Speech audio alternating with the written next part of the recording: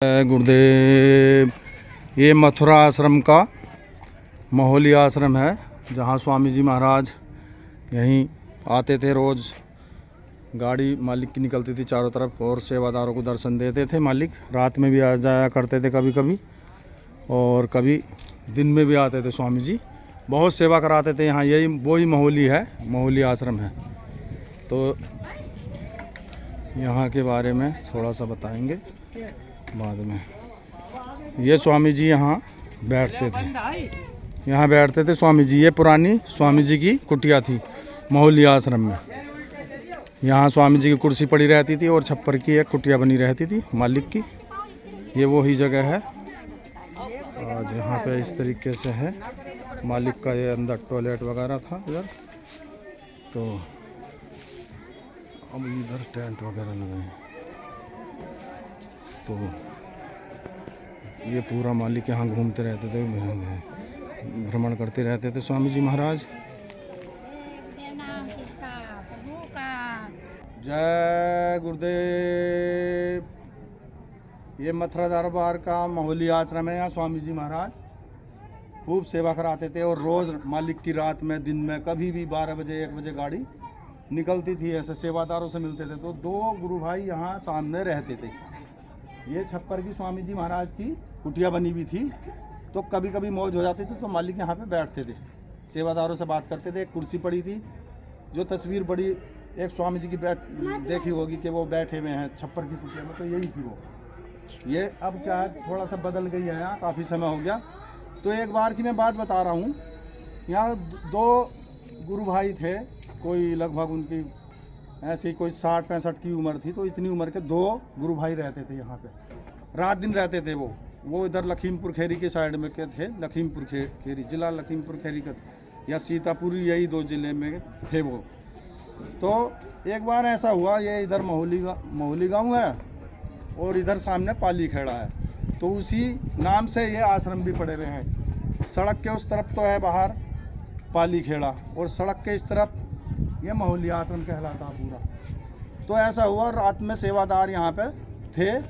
तो रात में वो यहाँ पे बदमाश आए, क्योंकि चिढ़ते थे। पता नहीं कौन से गांव के थे, कहीं कौन से गांव के थे, आसपास गांव से आए होंगे। तो आश्रम वालों से चिढ़ते थे वो।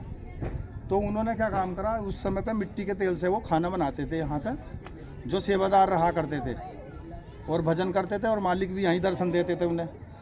तो क्या हुआ, उनके पास केरोसिन यानी मिट्टी का तेल रखा था कैन में।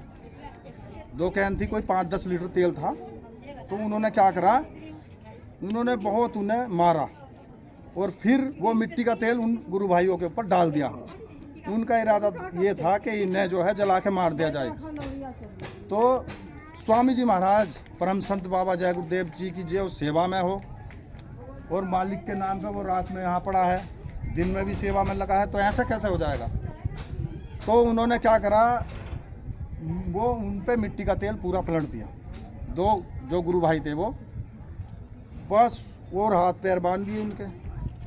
तो माचिस थी वहीं पड़ी हुई। फिर उन्होंने माचिस जैसे जलाने की कोशिश करी, वो जलाते रहे, लेकिन माचिस नहीं जली। स्वामी जी की ऐसी कृपा हुई कि माचिस जली नहीं, आग लगी नहीं। तो बहुत मतलब वो इतने नाराज़ हुए उन पर कि भाई अब इन्हें कैसे माने जलाएगा। तो उन्होंने क्या करा कि भाई पूरी माचिस ख़त्म हो गई और जली नहीं। तो फिर क्या हुआ, उन्हें मारना शुरू कर दिया। बहुत मारा पीटा उन्हें, बहुत मार लगाई। और वो बराबर मालिक को याद कर रहे थे। स्वामी जी की यहाँ सेवा में उपस्थित थे, कई वर्षों से यहाँ पे रह रहे थे। तो उनका मालिक की दया से बाल वाका नहीं हुआ। बस ये ज़रूर है कि भाई कोई कर्म होगा। चलो, उनके इतनी मार सहनी पड़ गई, मालिक ने पता नहीं कौन सा कर्म कटवा दिया उनसे। तो परम संत बाबा जय गुरुदेव जी महाराज की इतनी बड़ी दया कृपा है, जो उनके नाम पे अगर जंगल में भी कोई कहीं पड़ा है या कहीं जा रहा है, तो उनकी रक्षा हमेशा मालिक करते हैं। तो आज मैं इसीलिए यहाँ पे आया था मथुरा में कि भाई ये दिखा दीजिए जगह।